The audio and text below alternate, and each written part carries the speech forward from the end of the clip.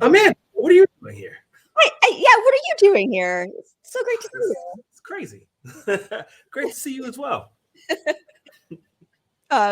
Looks like someone didn't make it in yet.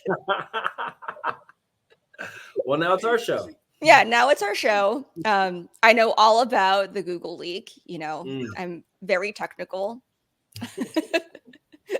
No, I'm super pumped to dive into this because I'm not an SEO, right? Like I know some things about SEO, but I'm more so a content marketer and marketing generalist. So super excited to learn about this from both you and Rand in a way that, there he is. Rand, you were able to come after all. I figured maybe this was going to be an important one and I should show up for it.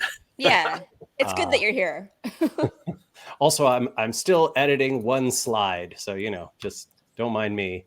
See, this is why Rand is such a good guy. Like I would have just been doing it and acting like everything's good. I would have just been like looking to the side, editing the slide, not saying anything.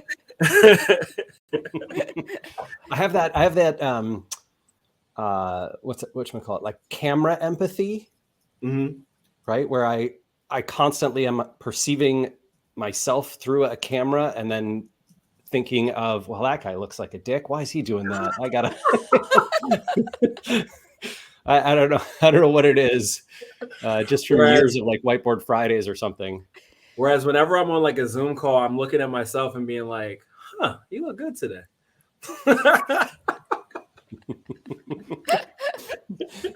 You're a handsome devil. What's your name? Amazing. All right. So the only thing I need to do is make this link to that, and then we are ready to go. Welcome, by the way, everyone, to SparkToro's office hours. We are very excited to have you with us. It is one of our most popular webinars by registrants so far, and I think that is because of the caliber of the guest that we have today and the exciting things that he has been able to do and that we've been able to do together. So Amanda, we always get a question before. We always get two questions. Yeah. Let's get two questions. What are the two questions we always get? The first question is, Rand, is that Lost and Founder behind you? That's great product placement. People should probably check out that book. Do you see If You Can't Take the Heat is right underneath it? Also a terrific book. Wait, I think I can focus. If I refocus the camera, there you go. I'm out of focus. The books are in focus. Nice. The second question we often get is, will the recording be available? Yes, it will, friends. As soon as this webinar is over, the recording will be available on this very page. And in a couple hours, you will also get a follow-up email that has the link to this recording, as well as a PDF of the slides.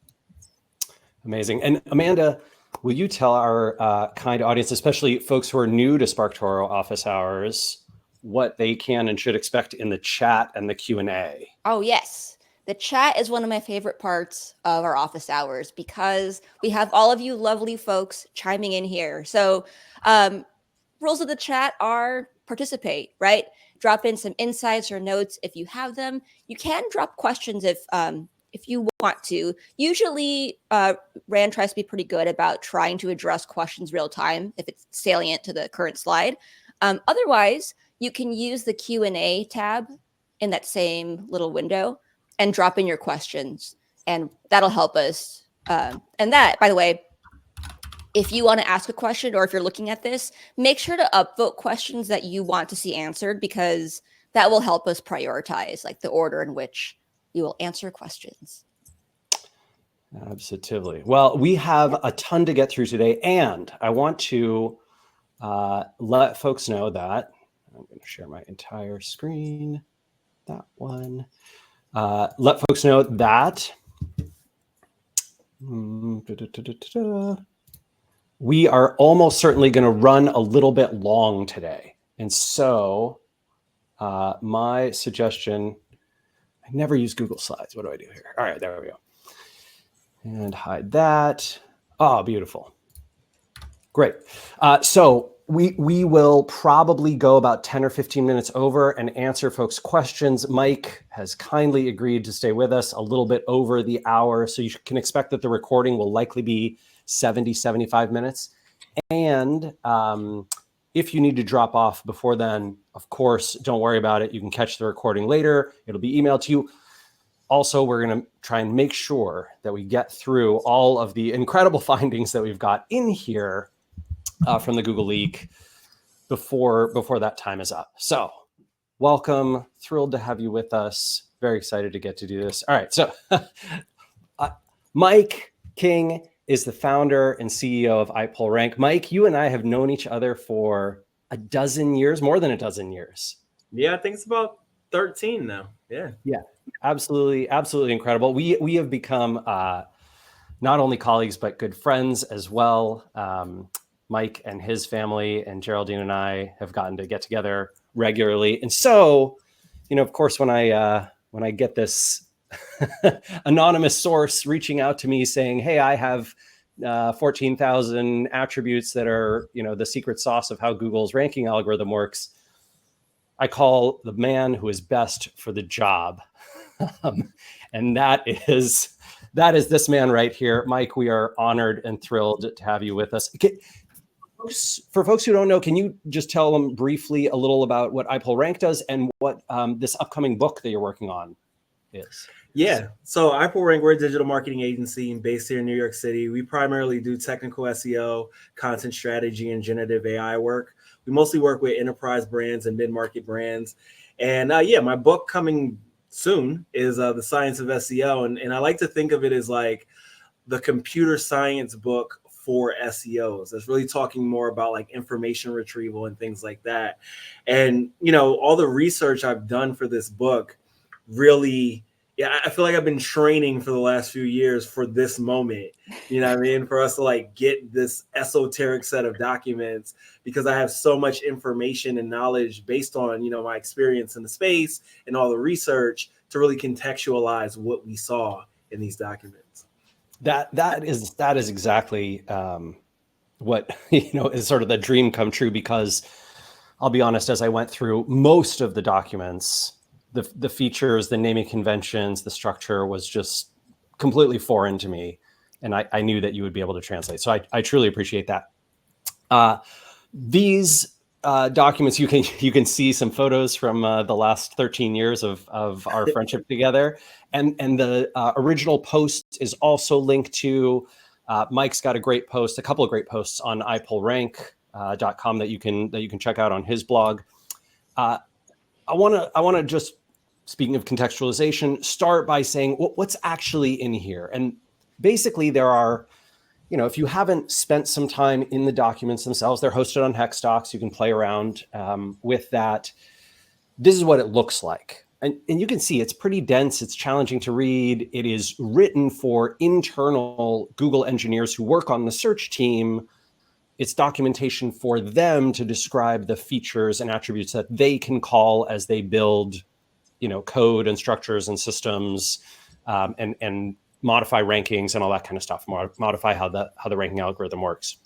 Yeah, what I've been telling folks is that it's the ingredients, not the recipe. It's all the components that are being used as part of all these different products in Google. Primarily search. About 8,000 of these are for search.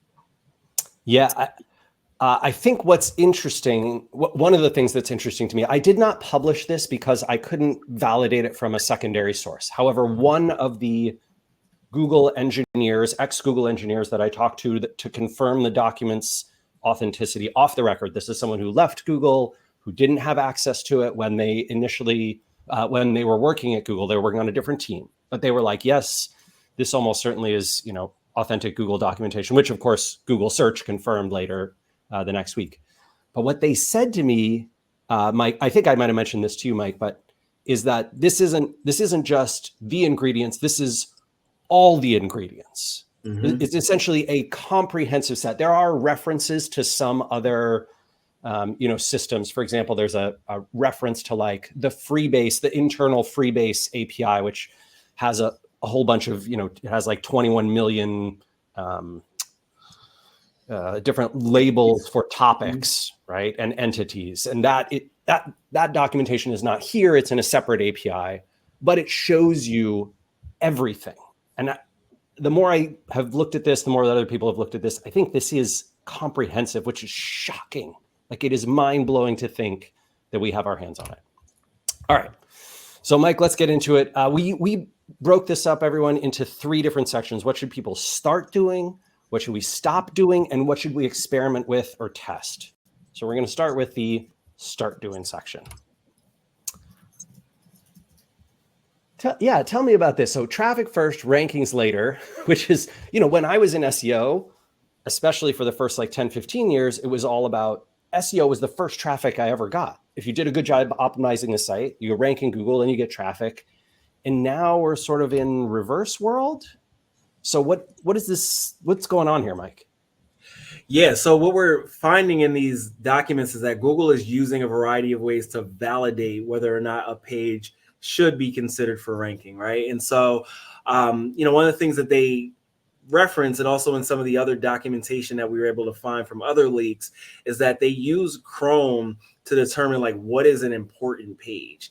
And they use a lot of the data from Chrome to say, okay, users are liking these pages. And so let's make sure that we are surfacing these pages in search, because we're seeing a variety of other corroborating signals across the web to indicate that these are important pages. So, it's not enough to just like get the ranking. You want to make sure that Google sees other signals to indicate like this is a good page for users. A couple of folks in the comments brought up, Keegan specifically brought up paid traffic. I didn't see a filter. Maybe you call one. I didn't see a filter in the documentation that says don't count paid traffic when we call Chrome traffic. Granted, it could be somewhere else. Yeah, right. There's no indication of any difference. It just says Chrome in total specifically. And also on the rank boost or real-time boost design documents, it just says data from Chrome. So there's no indication of it being like from a specific channel. It's just that it's data that's captured about this site from Chrome. Yeah. So one thing I want to point out here is that, someone mentioned that Google has said for years that they don't count paid traffic. And I would just be super skeptical of any statement Google's ever made. If this documentation, which clearly, it disproves just dozens of statements that they have made over the years, things where they swore, after taking an oath before Congress that they didn't use Chrome traffic data. And then you're like, well, you sure do, right? You absolutely do. So granted, the person who made that maybe didn't know, right? Or whoever is making, I don't know if John Mueller has any idea what's in here. He might never have seen this, right? Mm-hmm. Like he might not have access to it for plausible PR deniability reasons. Mm-hmm. But I would just say, test it. Like I think the paid thing, Mike, for years, people have been talking about how paid traffic is correlated with a rankings boost. Mm-hmm. Maybe that's why. Okay, so I made this quick example. So the New Yorker wrote about us. They used S.E.O, which is just goddamn embarrassing. Nothing makes you look like a, I don't know, generation that is not mine than that.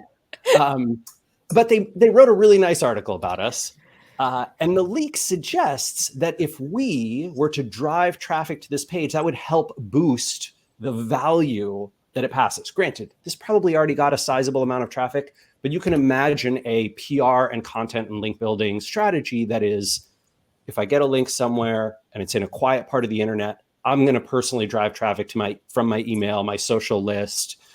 That's certainly something Amanda and I are planning on doing more of, especially when people link to us, in nice places. A podcast that we're on, where the page links to SparkToro, says something nice about audience research, but is probably not getting much traffic of its own because everybody's listening on Spotify or YouTube or whatever. So you can do this via other channels too. This Brian Wood called us out, Mike, on LinkedIn and pointed out this example that he did years ago for Wayfair when he was the head of SEO for that company.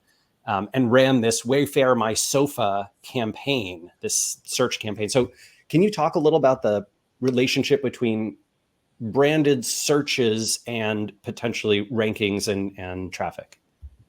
Yeah, so there's just some clear indications that, if your brand is getting searched a lot, it yields a lot of other signals. So when we talk about nav boost, which is one of the key systems that's used to look at clicks and so on, they have this idea of what are called reference queries.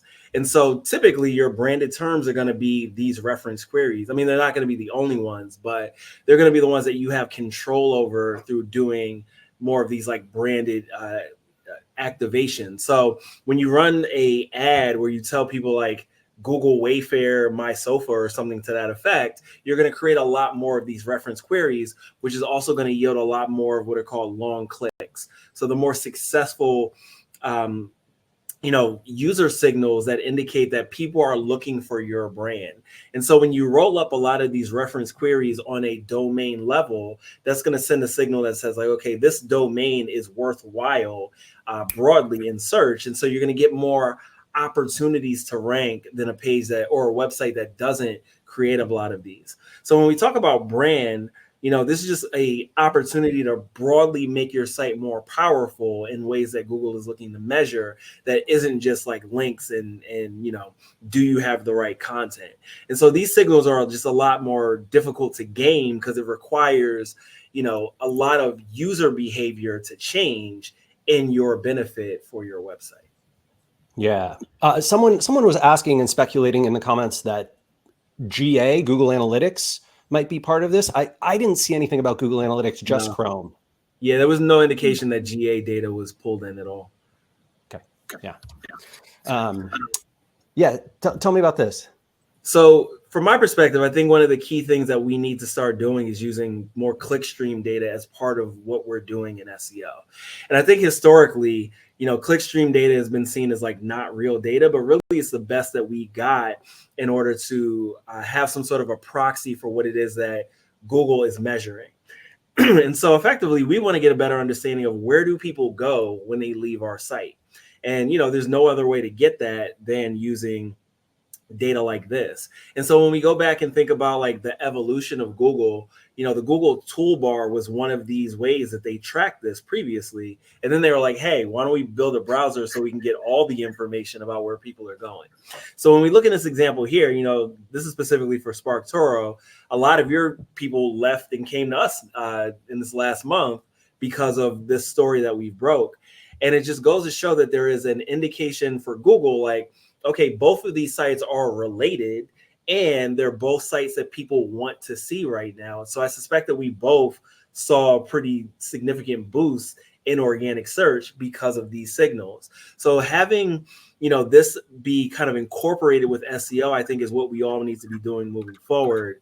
And I think, again, historically, this just hasn't been something that SEO has thought about. I'll show you one of the craziest things that happened to us in the recent past, which is I'm going to do a search for audience research software. So we always ranked like, I don't know, number 15, 16 for this until the leak.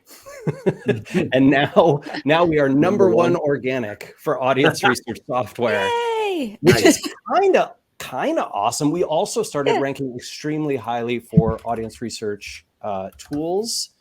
I think we're number one organic. And for those that don't know, Rand refuses to do SEO for SparkToro. Nope. Yeah.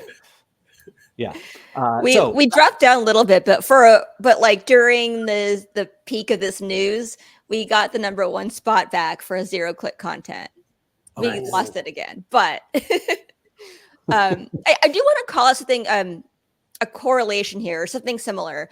So on this note of like bad clicks and stuff, I remember a couple years ago, Jimmy Donaldson, aka Mr. Beast, I believe he had said that he stopped promoting his YouTube videos on Twitter because he felt like it was bad quality traffic and that like the YouTube algorithm didn't like it. because it would show up people, like his fans on Twitter, clicking on the video, watching it, and then leaving YouTube. And he felt like YouTube didn't like it. So I feel like that's just, a correlation here, right? Yeah, it's the same sort of idea. So there is some indication of that sort of stuff in the YouTube section of the documentation as well. So it's really this idea that Google is using click behavior across all its products. So one of the things I've been doing lately is reading that book In the Plex, and they explicitly talk about this. Like, we use clicks everywhere. And it's just the only way at scale for them to understand user success. So it's so ridiculous to me that all this time they've been like, yeah, we don't use clicks. It's like, obviously you have to use clicks, because otherwise, how can you verify this level of, understanding of content? And so, to the point that you're making about Mr. Beast, what was happening with them is that, he's driving these clicks from Twitter, and then there's like a short watch time, and watch time is like one of the key metrics that is used in the YouTube ranking factors.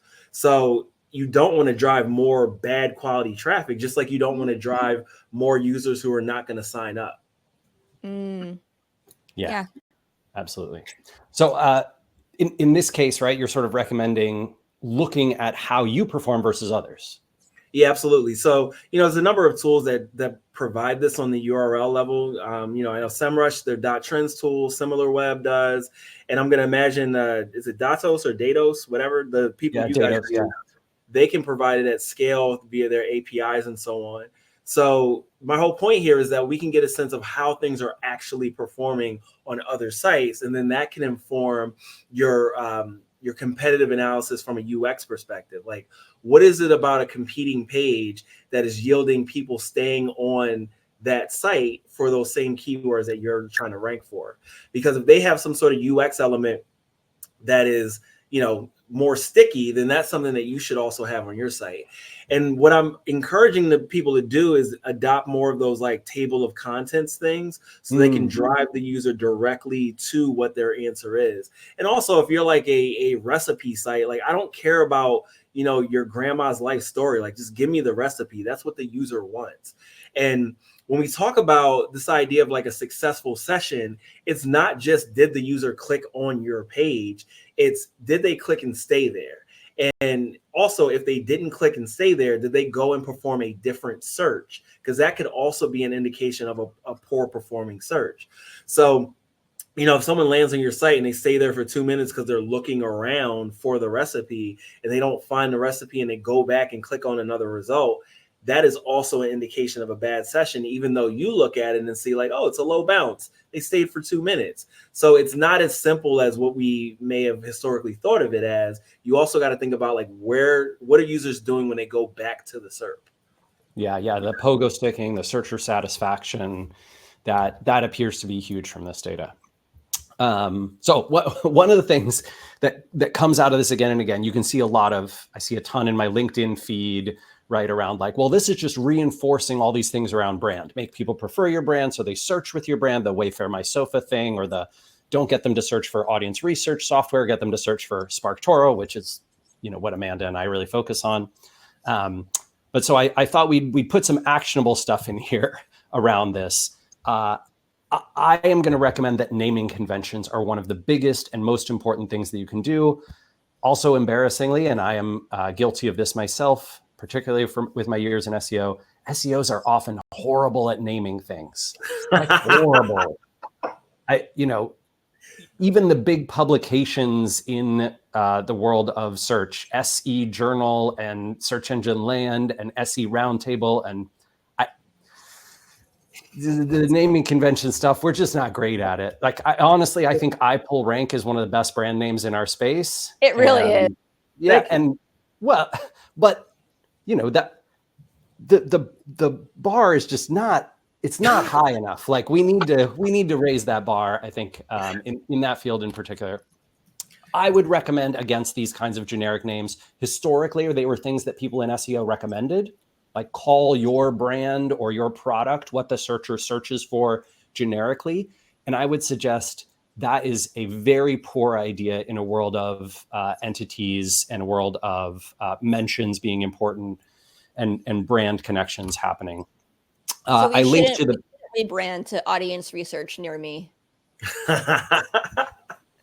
Okay, I'll cancel the plans. Yeah, I mean, you guys, listen, I have one of the most generic names in the world, so I've always tried to like do things that stand out when I name things.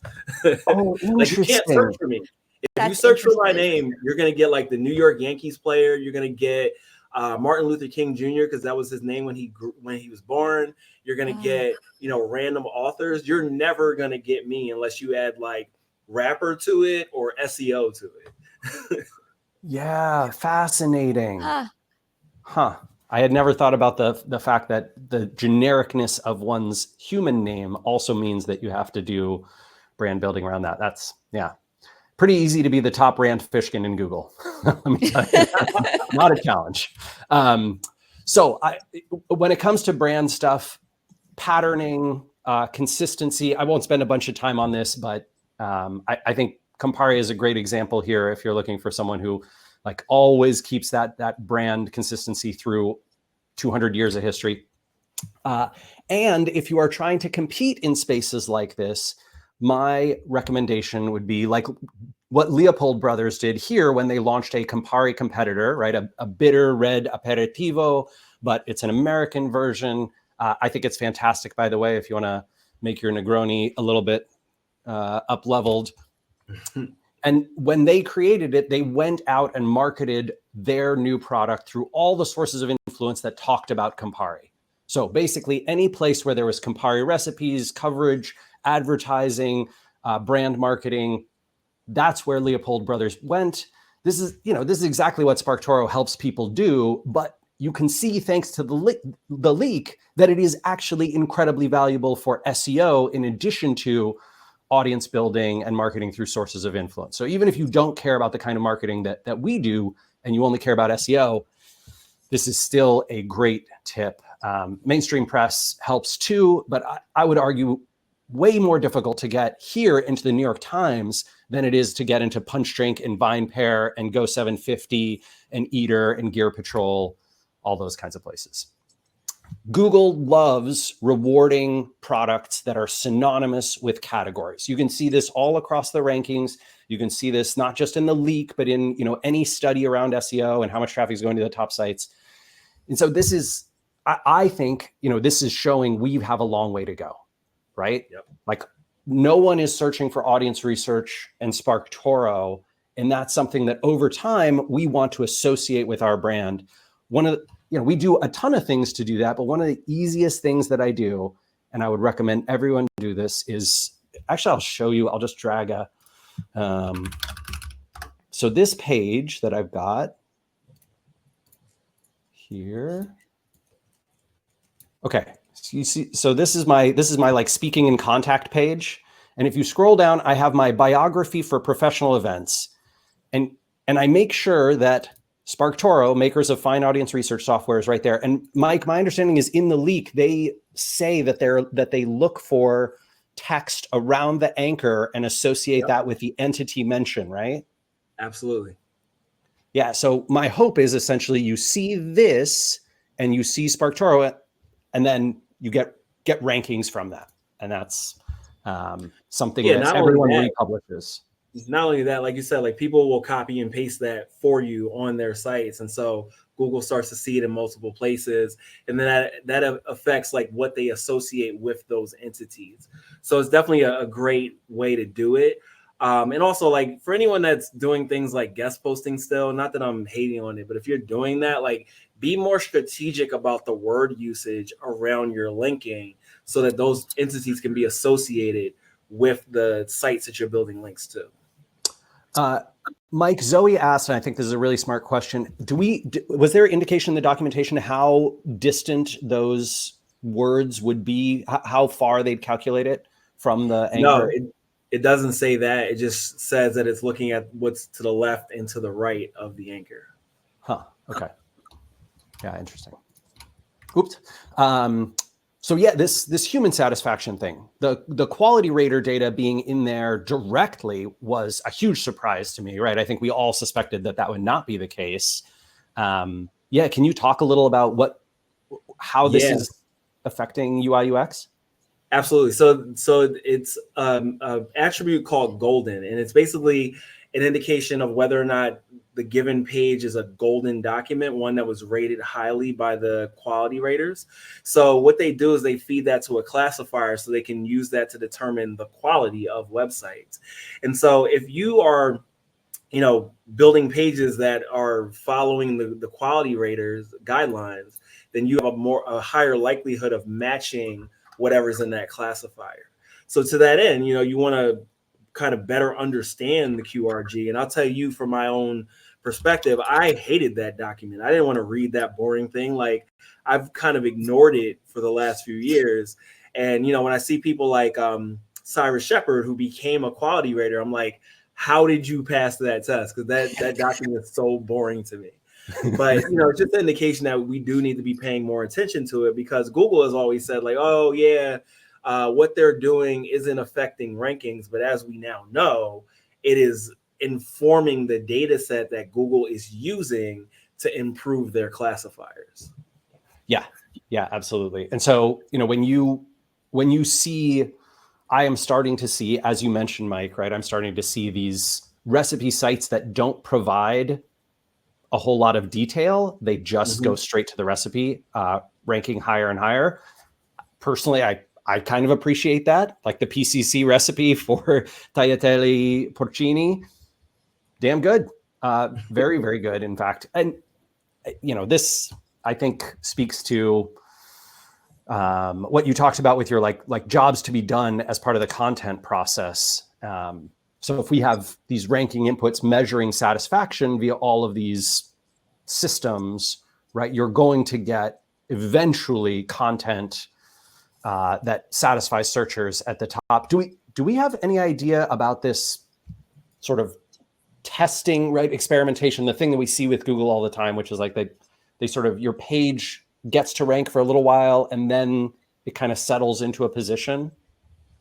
There's no clear indications of that specifically in the documentation, but I think we all kind of know that just from the experiences that we've had as algorithm updates roll out.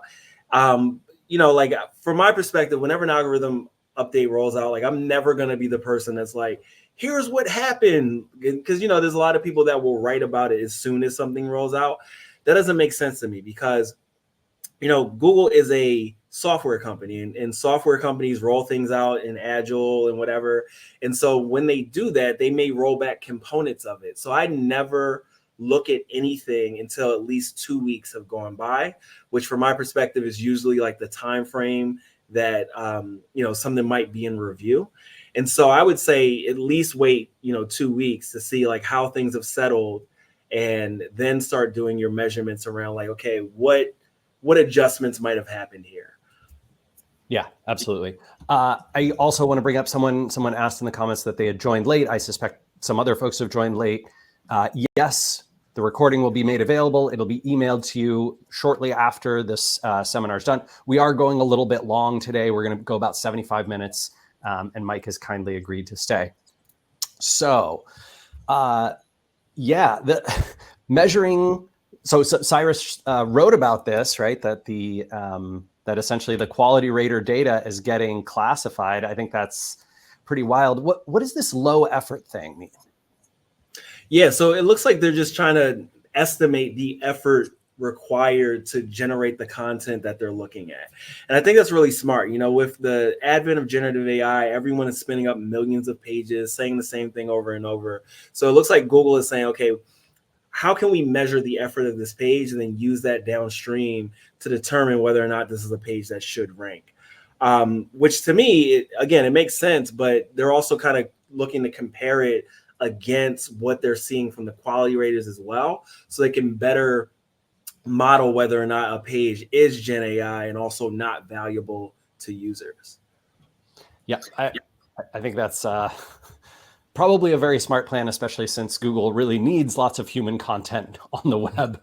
If they don't get it, then the generative AI thing falls apart pretty fast. Yeah, and that also tells us that they can't reliably detect it on its own, right? Like they're having to model it against what user behavior is saying. And that was my original point, like, I don't know, a year or so ago when I wrote a blog post. It was like, generative AI isn't the threat that they want you to make it or make it out to be or whatever, because no one can reliably detect it. Like, it's replicating how we write. So you can't really use an algorithm that'll, with enough confidence detect that it is generative AI content. So you've got to use the signals from users based on their satisfaction to determine whether or not it's Gen AI content. Interesting. Okay. I don't know if you guys get this. Maybe everyone in the comments can tell me I'm wrong, but I feel like I can spot it every time now. Like when someone sends me, for example, I have a friend who emails me sometimes and uses ChatGPT to basically like take their offhand comments and turn it into like an actual more thoughtful email. And I can always tell. Like, and when I land on a page, I'm like, start reading an article. I can kind of always tell. I read a lot of indie game news, and there's a few publications that have started just Gen AI-ing like Steam reviews and that kind of stuff. I don't know. Rand, are you telling us that you don't want to delve into their testaments?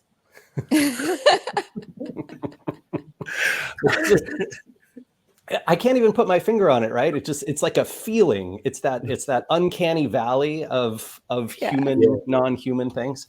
Okay. So yeah, tell me about this recommendation that you've got here. Yeah, so there's a gentleman by the name of, I don't know how to say his name. I think it's Elias Dabis. He wrote a very popular Python library called AdverTools, and it's very much like, the go-to library for SEO stuff in Python. And so in the last 100 days, he's been doing this thing he calls like the 100 days of code. And he's just been making these little tools every day and, making them available. So he's built this tool for content evaluation using ChatGPT. And basically he's taking in all the evaluation questions from the quality raters guideline and then asking ChatGPT to review the content and say, true or false, this is meeting the expectations of this definition. So it's just a good way to, at scale, get some of that like qualitative analysis. And of course, you're going to need to like spot check it because ChatGPT is still ChatGPT. But nevertheless, it's like a good directional way to say, like, all right, let's review all the content and see how it maps to the quality raters guidelines. And so not only is this a tool that you can, throw content into, you put in the page title, you put in the article text, and then it gives you basically a table telling you like, how does it map to it? But he's also made it open source so that you could effectively like turn this into a crawler to review, your whole site if you wanted to. Yeah. Awesome. Very, very cool find. All right. Study them results.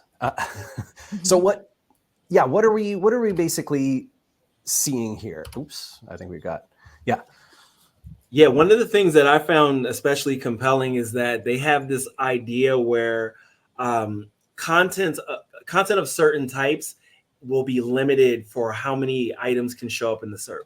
So as an example, let's say, video SERPs, they'll only show 3, right? Or commercial content, they'll only show 2, or informational content, they'll only show 5, or whatever it is. And so I think it's valuable for SEOs to be looking at those SERPs and saying like, okay, well, my piece of content is an informational piece, and all the things that are informational here are like, very high link metrics. They have very high click metrics. So it's not likely that I'm going to get into this SERP with this informational content. So, I think what we're seeing here is that there are some opportunities for SEO software to evolve, right? Like incorporating the clickstream metrics, analyzing the content in the SERPs, not just showing me like, here's the SERP features, like crawling these pages and saying, okay, this is informational content. There's 5 pieces of informational content. You're not going to get in here. So I think there's just more opportunity for us to be more strategic about the keywords that we go after based on the limitations that Google has and how it constructs the SERPs. Oh, I love this thinking, Mike. I was thinking, SparkToro is about to launch. We haven't quite launched it yet, but like a pages that appear in all the keywords that people search for around an audience. And yeah, I wonder if Casey could get it so that we could categorized by like brand, informational, navigational, like all that stuff. That would be sick. It would. Whoa. It would. Yeah, I think that, excuse me, there's so much value in that because, those sorts of classifications are not so difficult, right? Like, I think the gap in what SEO software does and what it should do is closed by a whole bunch of people that do like Python SEO things and like create all these libraries. So there's a lot of opportunity for someone else to come into the space and like do these things natively, because so many people have to like recreate the wheel on all these ideas. Yeah. All right. So things we should stop doing. Things that we have done that we should stop doing. All right. Link building, like give me how is Google devaluing certain types of links?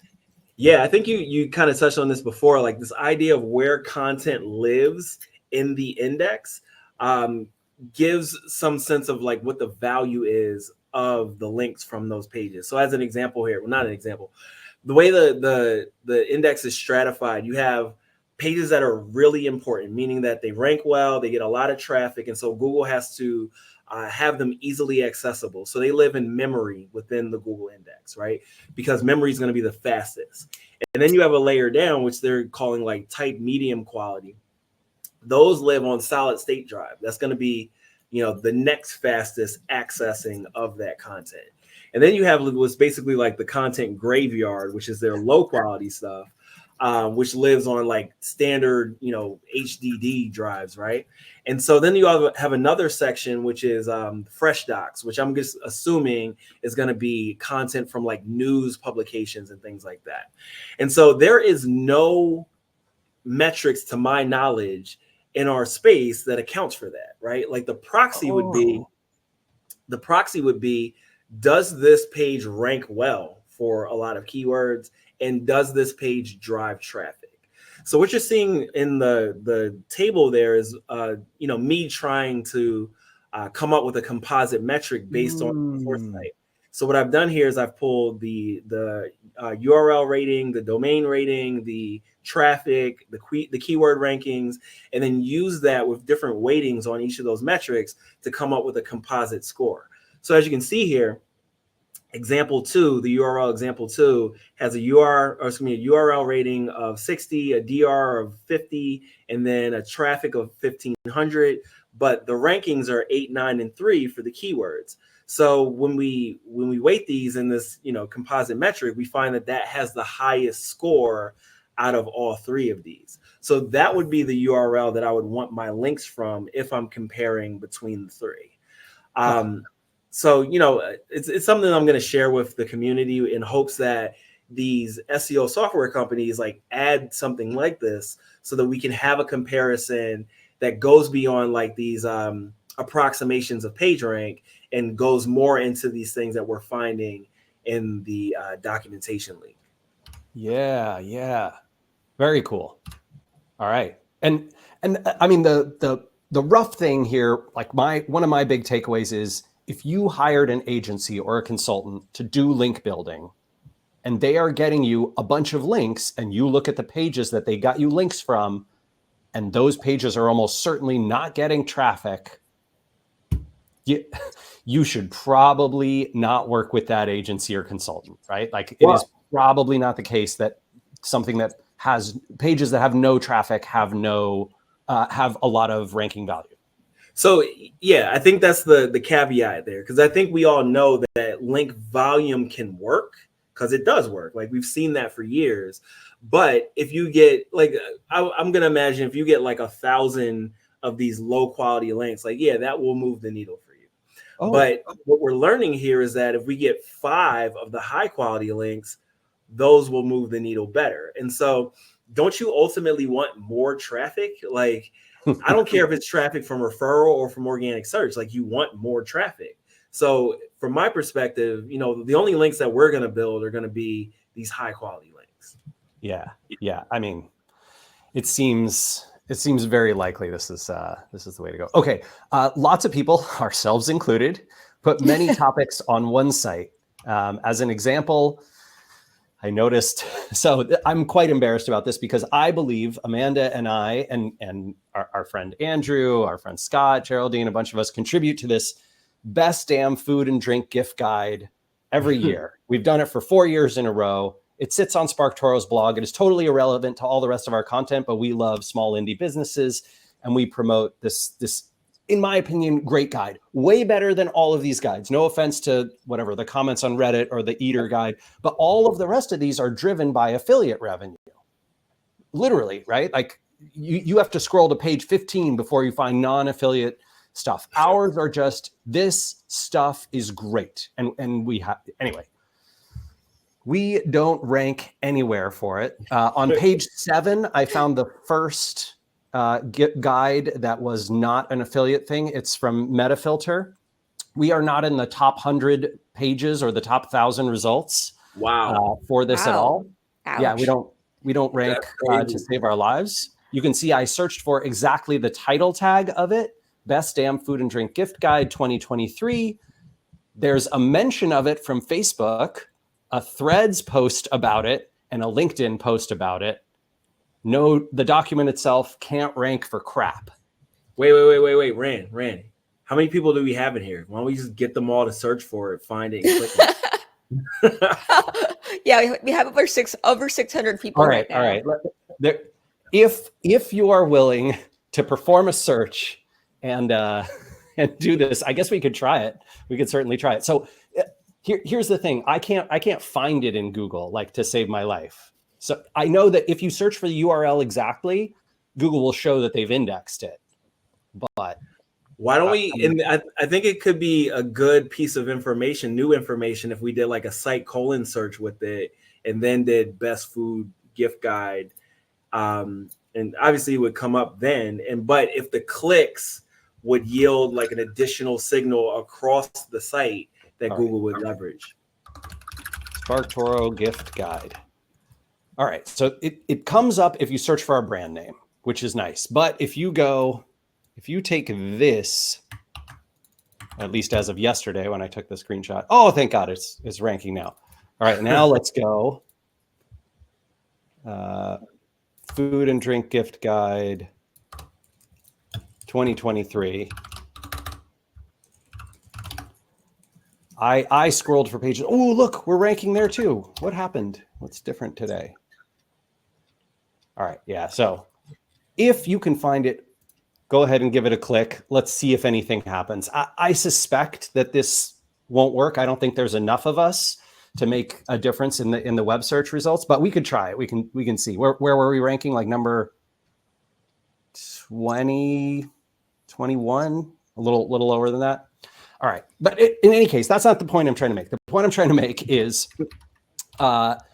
putting many topics on one site might be bad for you. Can you tell us, Mike, what the documentation says about this? Yeah, absolutely. And this really falls into an area that I'm really interested in. What Google is doing is they're making site level embeddings.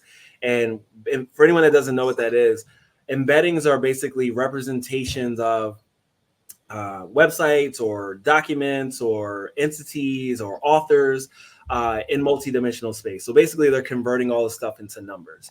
And so what they're doing is they're saying like, okay, here's an embedding that represents your entire site.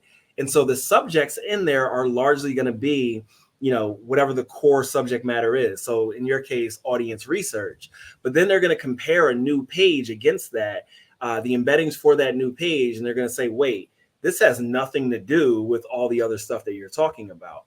And so as a result of that, they're like, okay, you're not an expert on this subject. We're not necessarily going to apply the same level of ranking value to this new stuff because of the fact that you don't really talk about this. And so one of the things that can offset this is that they're modeling that expertise on the author level as well, again, using these embeddings. So if you use an author who is, a known expert who writes for some of these sites that you have here, you have a higher likelihood of ranking as a result. You're on mute, Rand. Rand, you're on mute. Rand, you're in mute. Of course I am. Someone told me I could use this topics classifier to try and do this for folks who can't see. You can get it if you just go to Chrome:/topics internally, or I'll paste it into the thing there, right? And then you go to the classifier. And so when I classify these, right, it should tell me like what these sites are about. So I'll put in Mike's site and classify, and they know things, right? They know Eater is about restaurants. They know Bon Appetit is about food. Obviously, Mike, you're about internet and software. SparkToro is not about something. That's crazy. And we're one of the few sites that I've been able to find that's not about something, right? Like we have no topics associated with us according to Google's API classifier. Granted, this is supposed to be used generally for advertising purposes, right? This is, I think, for the what used to be called AdWords and is now, or AdSense, and is now kind of the display things. But I don't know. It just struck me as odd that we can't rank for anything and we have no topics. And so I think that focus topic thing is probably really important and matters a lot. Let's talk about authors. What is Google saying about authors here? Yeah. So again, it goes back to the same idea that we're talking about. We don't want to just be using like anonymous authors. We don't want to have random authors. You want to really focus on people that are going to be experts in the things that they're talking about, because Google is leveraging their understanding of authors across the web. So, let's think about like someone like, I don't know, you, for instance, Rand, right? Like you've written obviously a lot on SparkToro. You used to write a lot on Moz. So Google is associating with you with these two subjects. I'm going to imagine that you probably wrote in different other places back in the day as well. Sure. So Google has this like understanding of you where they know you've written a lot about SEO. So whenever you write something about SEO, which I suspect is never going to happen again, they're like, okay, this guy is an expert on this subject. But at the same time, you now have a wealth of other things related to audience research. You have a lot of things about internet marketing and marketing in general across those years. And so they know, like, okay, when you write about one of these subjects, we can trust that this person is writing about them. So what I think we need to be doing, if you want to expand your subject matter, you want to do it in a tangential way where there's still a lot of overlap and whatever it is that you typically talk about. And you also want to leverage expert authors as you expand. And you also don't just want to do one, page like you're doing with the best guide. If you really wanted to rank for food and drink stuff, you would want to do like, 10 pages about that or 20 pages or whatever it is. So you have more coverage for that subject area. And did I see correctly in the documentation that there's some idea of basically separating sites out or subparts of sites out with topics by either subdomain or subfolder? And so essentially, if we wanted to have a food and drink section on SparkToro, conceivably we could put that on a subdomain or a subfolder and maybe get the topic association. Is that what I was seeing in there? So there's a lot in the modules that talk about NAFT that talks about things like that, but I don't know that I explicitly saw what you just mentioned, but I saw things that I could infer that they might be doing that down the line. So that might be something to test, but not something to rely on. Okay, cool. You busted on this one? Yeah, I mean, we all know back in the day that, or not even back in the day, probably like 5 years ago, people were just like updating dates, and it helped, right? Like Google was crawling these pages more often. In some cases, they were just ranking better because Google was reconsidering them. But the index works like the Wayback Machine. They're storing copies of your page or versions of your page forever.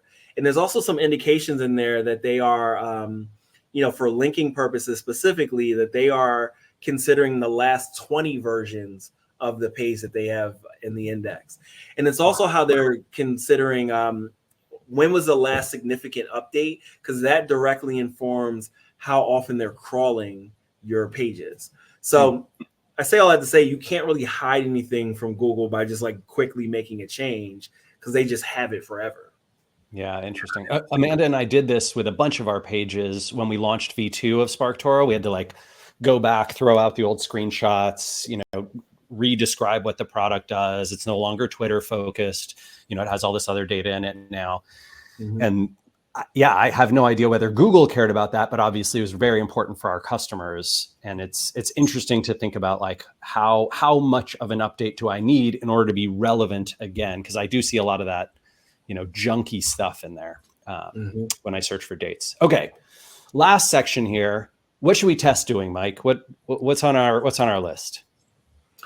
I mean, definitely zero-click content. Like you've been saying this for years now, right? Like there's so much value here. We now know that there are clear signals that Google is capturing that are directly impacted by this zero-click content. And my favorite example of this is Dollar Shave Club. Like we were all talking about this when we were all on our like content marketing kick, you know, a few years ago. But you can see in the data right here, right? Like the interest in Dollar Shave Club as a company, which is, you know, effectively a composite of like branded terms represented in Google Trends, aligns directly with what their organic top 10 keyword rankings looks like, you know, when we compare these two charts. So the timing on both of these charts is basically the same. So, you know, they weren't doing SEO with this. They were just making a cool ad, which then turned into a lot of search volume around their branded terms and also all the other signals that go with that. So yeah, there's just so much value in doing things from a branding perspective because of all the signals that it creates across Google's ecosystem. Huh. Yeah. I mean, I think this is a wonderful thing. Obviously, Amanda coined this term because all of these platforms are going, you know, clickless. But interesting to see that there's suggestions in the documentation that it might help with SEO too. Yeah, that YouTube mentions was one of those fascinating ones. I hadn't seen it initially. It came to my attention maybe a couple weeks after we published our blog post, Mike. But the fact that they're scanning it looked like they were scanning the transcript for mentions and then looking at the words around them, kind of like it looks for anchor text, and then building like an entity confidence score. What would be the like actionable takeaway here? Yeah, I mean, keyword stuff the hell out of your transcripts, basically. You know, I don't mean that for real, but like, you know, I think that transcripts on YouTube specifically are not something that people prioritize, and it's something that we have, you know, tend to push for because people will come to us for YouTube optimization, and I've always looked at it as like Google needs more text for these pages because they can't solely rely on the videos. I mean, now they can because of the advent of computer vision and the improvements in there and all that. But historically, they couldn't. So it's always been something that we've recommended. But now we have more ammunition to say that it works based on these documents. So the test here might be like, hey, if you can get to be a guest on other people's YouTube channels, if you can put your own videos on YouTube and talk about the subjects where you're a subject matter expert, mention your brand name, especially if that brand name is associated with the website, it's very possible that like Google creates that entity mention, kind of like they use linkless mentions on the web, and that could have a positive ranking effect. Yeah, exactly. So similar story here, right? The mentions without links thing, we just don't know how valuable it is, right? Yeah, we don't. There's nothing to indicate that it's being used the same way as links in these documents. But again, ingredients, not the recipe. We don't know what they do with it as part of the scoring functions. But at the same time, we do know that there's a lot of mentions in the documentation. So there's inherently some value with respect to the whole entity modeling and them understanding when an entity is talked about and what that entity is related to. So yeah, more mentions is always going to be better in this case. And obviously this is really good for large language models and AI stuff, right? Yeah, I've been saying this for a minute as well. Like I think that we need to be looking at structured data differently in the generative AI space because, you know, all large language models consume everything. And, you know, one of the things that large language models have problems with is the you know, not having facts. So if you provide more facts in the form of structured data, even though Google isn't using it for rich results, it's still valuable to reinforce what they understand about these entities. So, stop just being like, oh yeah, I'm going to do FAQ markup because it was showing that rich result in Google. It doesn't do that anymore. And so everyone is stopping or removing that. But, AI overviews can use that. ChatGPT can use that. So you should continue to provide that data. Yeah. This one I'm really curious about. I'm not familiar with this. What's the UGC inaccessible thing? Yeah, so they have a effort score related to UGC. And so what that tells me is for folks who don't know the acronym, that's user generated content. Yes, absolutely. Sorry about that. So like, let's say you've got a bunch of reviews that are completely off topic or clearly spam, made with X rumor, things like that. Google is looking at that and then using that as a component to measure the value of a page. So it could be that these comments are bringing down the score for your page. And so the recommendation that we're making is like, why don't we just test removing it or at least blocking it from Google so we can see like, okay, does this page perform better without the UGC on it? Yeah, interesting test to run, because you could conceivably make it accessible again if the test doesn't go well. Exactly. And so this is what that could look like. Really you could, whatever script you're using for getting the UGC on your page, just block it in robots.txt and you're all good. Huh. Oh, yeah, nice. Long page titles. Yeah, so we have all historically said like, oh, page title should be 60, 70 characters. I think a lot of what people have said is like, oh yeah, they don't look at anything past that.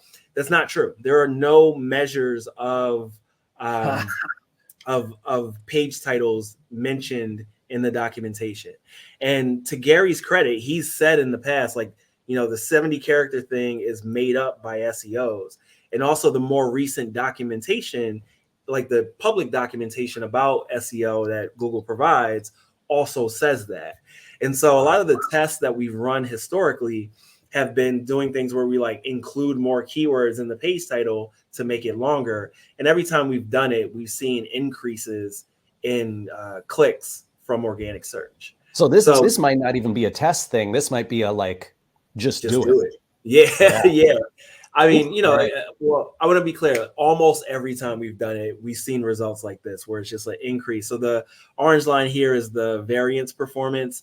The line in the middle that says clicks, that is when we implemented that test. And every time we do it, it's an increase in clicks from organic search. So the main reason why I think this is happening is because when Google rewrites those page titles, you're giving it more to choose from.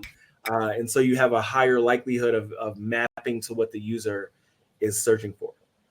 Oh, fascinating. Okay. That makes total sense. Yeah. Huh. Well, I feel a little better about our long page titles on SparkToro, which are often not for SEO. No meta descriptions. Really? Yeah. I mean, they talk about snippets in there, but because the snippets are how they construct the meta descriptions.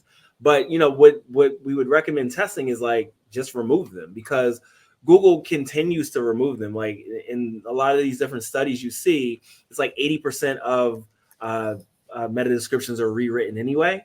And so what I tend to recommend to our clients instead is that just use the data no snippet attribute around the stuff that you don't want to be considered for the meta description, because Google, their whole system around nav boost is like, we want to drive more clicks. Like we want to understand better clicks. And so this snippet system is trying to give every page its best opportunity to drive clicks. So I'm just saying, like, let's just remove the meta description entirely.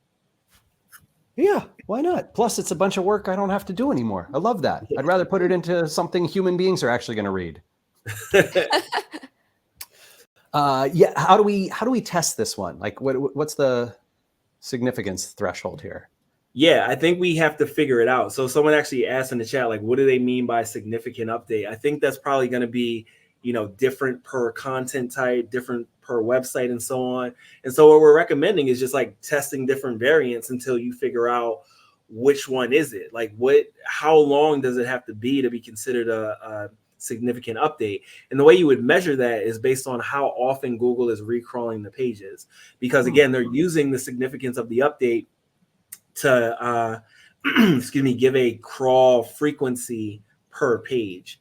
And so in these examples here, it could be like, hey, let's just try updating the date. Not saying that that's going to work, but you do want to just do something small first to see how well that impacts things. And then after that, you might want to try one section, maybe two sections, and keep going until you see like a more rapid amount of times that Google is crawling those pages. Huh. Yeah, interesting. Skyscraper, isn't that seemed like it was best practice for a long time, right? Those long recipe sites, those long articles. I mean, the whole skyscraper thing was always kind of BS because no one actually improved the content. They just copied the content, right? Like the promise was that you look for something that's performing and you make something better. No one made anything better. And so what we found here is that they have a specific attribute scoring the originality of content. And so specifically for shorter content. And that combined with the fact that one of the things that Amit Singhal had worked on prior to Google, like back when he was just like a straight up hardcore IR guy, was this idea called pivoted document normalization. Because what is the obvious thing is that a long form document will outrank a short form document because it has more content in it. And so, Google in this case has like multiple metrics to determine like, is there actual value for short form content? So I say all that to say, like, you don't have to default to making, 5,000 word articles to rank for something. You can rank with shorter content. Yeah. I mean, certainly it looked to me like, and this is just my, I haven't spent a ton of time in SEO, but it looked to me like some of the recent studies have seen that shorter content is on average doing better than it did historically. And so maybe this is something where there's some controls around this in the last few years. Okay. We are going to wrap up with some Q&A, but look who is coming to Spark Together live for the first time, October 8th in Seattle, Washington. Mike, I'm so excited to have you out to our city. Amanda and I just yesterday signed a contract to get those like fancy SparkToro, like giant foam letters made so we can put them on the stage in 3D. We've got some really cool swag that was designed by Casey's daughter, Reese. And now I'm thinking about like all the ambergrams for SparkToro so that we can like rearrange it. Oh, rotten Spark. So go ahead and ask Mike your burning questions. Amanda, do you want to run us through these? And I can find the right places in the presentation to go through. All right, I'm going to look at the Q&A. And just for reference, folks, we are going long today. We're going a little over our hour time, so we'll probably be here for another 10-15 minutes. Mike has kindly offered to stay and answer questions. Thanks to so many of you for participating heavily. You can use the Q&A tab, and Amanda will prioritize your questions. Yeah. So a couple folks in the Q&A asked about updating content. So questions like, how long should we wait in between content updates? And is there anything to indicate how often you should update your content? So I want to take a step back because I think this should be driven by like what your business is trying to do. It shouldn't just be like, let's do this for SEO, right? I think that there is opportunity to better understand this based on how often Google is actually crawling your pages. So log file analysis is so underrated. Getting access to those logs and then just like parsing them out to get a sense of like, okay, is Google crawling this page daily, weekly, monthly? And then based on that, you should determine the cadence of when you should make changes if you're trying to make improvements to the ranking, right? And if it's a keyword that freshness is really important, although we're seeing indications that Google is trying to orient the scoring around freshness in general, but specific keywords have that turned up a bit more. Those are going to be situations where you're going to want to update more often. But again, let your business goals drive this. Don't just do it for SEO. Smart. All right, we have a question on internal links. Does the leaked document discuss internal links? Is it true that internal links with no user clicks would not be evaluated by Google? Ooh. So I didn't see anything in there specifically about the user clicks of internal links. But if we again just think about how they're looking at the indexing of pages, that would cover your internal links as well, right? Like the pages that are considered more valuable would have more value in the internal linking page rank calculations. But beyond that, there's some other There's discussion some in stuff there. around. What wasn't there? There's some stuff around the like. Are local is local anchors? Is that an internal link? Right. That's what I was going to say. The local Yeah. anchor specifically related to Penguin, there's some information in there, which basically says that you can't spam yourself via Penguin. So yeah, there's some cool stuff in there, but again, it's based around this idea of local anchors for a given site. This question's upvoted a lot on overall content strategy. I guess maybe is there anything else that we haven't covered so far? Like recommendations for overall content strategy? Maybe anything we haven't touched on yet. Yeah, I mean the big one for me, at least, thinking about this was there's this like combination of stuff of I need to satisfy users. I need to prove that I am a sort of credible author in the space and consistently sort of publish stuff under my name, or even not my name, but Google seems to be able to recognize an author even without you specifically calling out who it is, right? Like they'll figure out who wrote it because we all have identifying marks in how we write, and making sure that the content that we write about is consistently on a similar topic over time, so that you sort of get that triad of things together.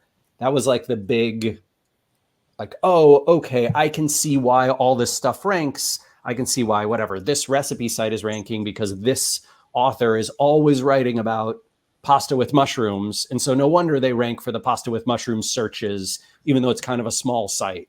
Like that's their sector. Yeah, I mean, I think big picture, it really reinforces make great content. I hate to say it, but the reality is that we are looking for, or they are looking for signals that are created by content that people actually want, right? Like when in SEO, we're thinking like, how do we game these signals? The way you game it is by making like 10x content, like things that people are going to click and stay on for a long time. So I don't think that there's. I want to agree with you, Mike, but I think I strongly feel that Google is not putting the best content forward. They are putting the content that is on popular domains with a long history of publishing on that topic from authors that they might recognize who get lots of engagement. And that is not the same as the best content. And so that's fair. I really worry about this advice to like make the best content, because we make the best food and drink gift guide and we don't rank for shit. No offense. All right, let me clarify. So I agree with what you're saying, but I also think that when you think about the whole idea of a brand, like the signals that they're looking for align better for a brand, right? Like they're looking for clicks. You're going to click on a brand you recognize. They're looking for links. A brand is more likely to be linked to. They're looking for content relevance and robust content and very, like you said, like high quality authors. A brand can afford that. So I'm not disagreeing with you. I'm just saying that it is effectively a pay to play thing. Like you've got to have the footprint across the web in order to rank here, but also getting that footprint is a function of making great content. Yeah. I think there's also there's also something to be said for if you can find a niche or a topic for which there actually isn't a lot of content on it already and write about that, then you'll get found. There's still opportunities like that. And I'm saying that as someone, I have a secret blog that I don't have a ton of content on it, so it doesn't get a ton of traffic, but I do rank like in the top 3 for the keywords that I went after because nobody else, and they're decent volume keywords. I think a couple hundred, anyway, searches per month. But anyway, the point is like no one else has written about this topic, and it's not like a crazy like, whoa, you invented a topic. I didn't invent the topic. It's like pretty bland, but no one else has written about it. And so I rank in the top 3 for it because the content is actually new. But yeah, I think this is a really great point, Amanda. And when I think about our content strategy, a lot of it is around doing things like measuring dark social traffic. We don't rank anywhere for this, which is infuriating because every one of these cites our research. Not all of them link to us, but when we do stuff like this, we often will take a thing we think people are interested in, a topic we think people are interested in, but no one's searching for, and make that our content centric stuff, as opposed to trying to go after things where I know we'll have no chance of ranking. Right? Like SparkToro can't rank for its own. I mean, I think this is embarrassing to me, right? But Google 0-click searches is research that we obviously pioneered, that I published on for many years. We're nowhere, but every one of these cites our research and links to us, but we're just not using their term. Sorry? They're using Amanda's term. Like no one called these 0-click searches before y'all. That's so wild. Right. Yeah. You created a branded term basically that your brand doesn't rank for. Yeah, I gotta do more brand stuff when I do this. Yeah, more questions. Let's try and do lightning round. What do we think? okay. Yeah, in the meantime, Ian just said that you rank better for that food and drink query now. You're on page 2. Well, I mean, so, you get a few hundred people searching and clicking. It's easy to like quickly move up the rankings, but it falls back down pretty fast too. So if everybody's not searching for it and clicking on it 2 days from now, like we're going to fall back down. Keep coming back. Okay.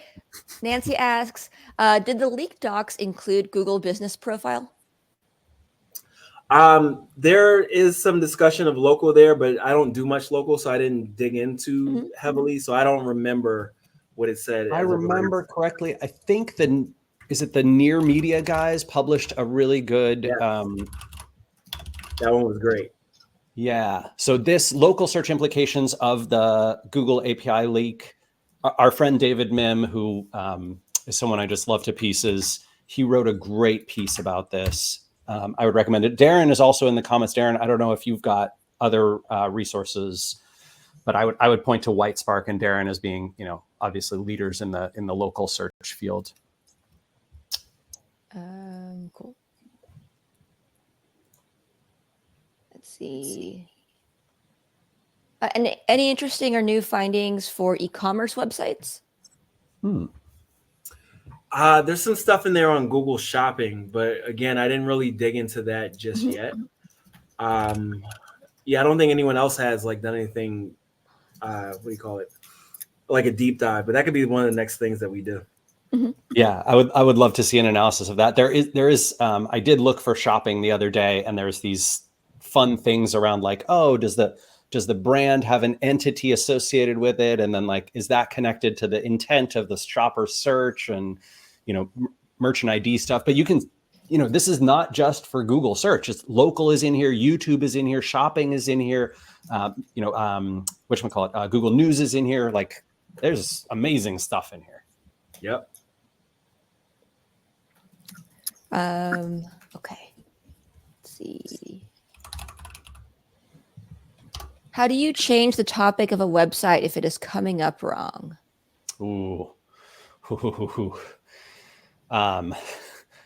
My understanding is the bad news is isn't that a natural language processing thing that the Google Ads API does? Are we talking about the Chrome topics now? So this Chrome topics internal classifier, right? If you plug in, HubSpot, and HubSpot's like, oh no, we didn't want to be advertising and marketing, we wanted to be email or whatever it is. Well, you better write a few thousand articles that get popular about email and maybe, remove some of the ones that are popular about advertising and marketing. And then however long I don't know how often this ads API updates. So that's what I was going to say. Based on the other things and how often they update, it seems like everything is on a rolling 28 days. So even if you do make the change, you shouldn't expect it to be immediate. Okay, wait 28 days. That's great advice. Why don't we do like 2 more questions, Amanda? Okay, Darren Shaw asked about, is there anything about using Android data? Yeah. I don't know specifically, but yeah, there's a whole section in there of modules related to Android stuff. My read of it so far, and someone who's more technical could dig into it, but my read of it so far is that there's lots of data about how Android search works, and how to preference stuff inside Android. But I didn't see we use Android data, like the click stream from Android is part of how we figure out rankings the way they use Chrome. So, well, they do talk about Android being a source in the Plex book, but I didn't see anything in here just yet. Yeah. And that could be just because it's in the Chrome in total metric, right? The Android clickstream could come to the Chrome, what they call Chrome in the features here. So just, don't assume that, because you see something in here, we definitely know that, just like we don't know necessarily what localized app name they're labeling it for us, right? But like if you look for all the Chrome data, like we don't know exactly which ones. We don't know whether they filter out paid clicks in Chrome data or not. They might not. But number of unique visits in Chrome, like, well, that's pretty freaking obvious, right? But what do they filter out? We don't know. All right, a last question here, which got a couple upvotes just now. Is there anything about ranking for small websites or new domains taking longer than big websites? So there's two things related to that. There is something to indicate that a domain could be sandboxed based on its host age. And then there's a attribute called small personal site. And there's no indication what they do with small personal site, but based on what we're seeing with small personal sites losing a lot of traffic lately, it doesn't seem like they're doing anything to support small personal sites. So again, I think that a lot of these measures that they're looking at are kind of benefit the bigger sites that are easily creating those measures, which kind of like squeezes out the smaller sites inherently. Yeah, I mean, whenever Google is like, we have nothing like a sandbox. There's nothing called a sandbox. We don't do that. And you're like, host age. The data are used in Twiddler to sandbox fresh spam. I don't know. The number of swear words I want to say to people at Google who just, it's infuriating. All right. Let's go back to our actual talk here. Mike, I want to thank you so much for the incredible work you did, not only today and helping us put this together and giving us this extra 20 minutes and being so generous, but also diagnosing and going through these documents. I know that you spent a weekend away from your family doing that after I called you late on a Friday night and you were at the playground with Zora and Glory. And it just meant the world to me to have you as a resource on this. Everyone, if you need help with your Google rankings, especially if you're an enterprise, you should give this guy a call. You should come to Spark Together because you're going to see him and some other incredible people, including Darren Shaw, who is in the comments on stage. Amanda and I would be thrilled to host you. You will get the recordings, Amanda. That'll be like in the next few hours. Yes. Excellent. And thanks for including me. Thrilled to have you. This recording will also be available on a URL if you want to share it with other folks too. Yep. All right. Awesome. Thank you, everyone. Thank you, Mike. Thank you, Rand. And thank you, friends. Thanks for joining us. Take care.